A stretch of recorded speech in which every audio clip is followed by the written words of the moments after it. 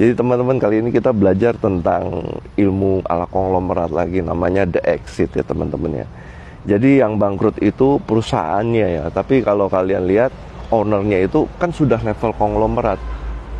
Ingat kata-kata saya, konglomerat itu tidak akan pernah bangkrut. Kalau kita bicara omon-omon, ketika ada perusahaan bangkrut nih ya, saya selalu tuh ngajak teman saya yang perusahaannya bangkrut itu makan-makan deh. Oh gila bro, gue dengar perusahaan lu bangkrut ya.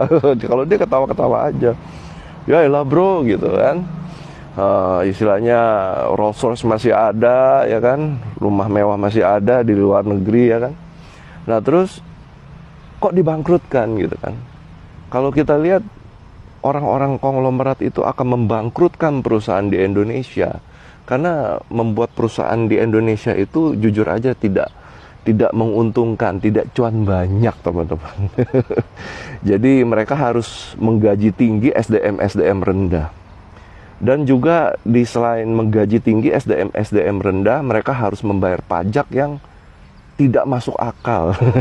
Selain itu banyak lagi pungli-punglinya dari ormas-ormas ya.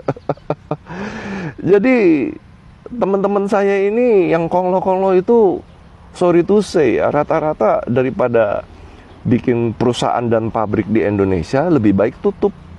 Lebih baik tutup, belagak bangkrut aja.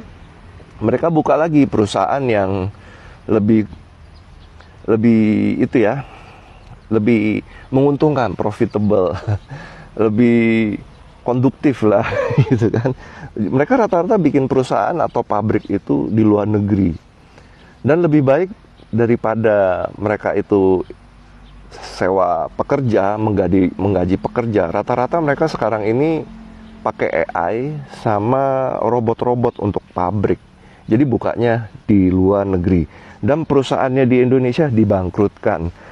Dibangkrutkan juga itu dapat duit teman-teman, karena kalau ketika dipilotkan itu banyak hutang-hutang yang tidak terbayarkan. Jadi bagi kalian yang ini nih, yang komen-komen seperti ini, mereka itu tidak paham arus uang itu seperti apa bekerjanya dan bagaimana cara berpikir seorang konglomerat. Kalau saya lihat di sini, ini cuan gede, nggak ada yang bangkrut lah, gila.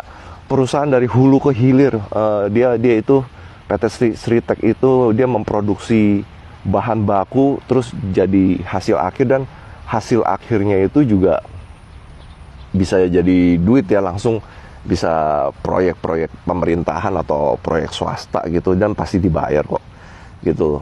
Jadi teman-teman, ini ilmunya namanya the exit nih teman-teman. Jadi double cuan bagi kalian yang paham deh.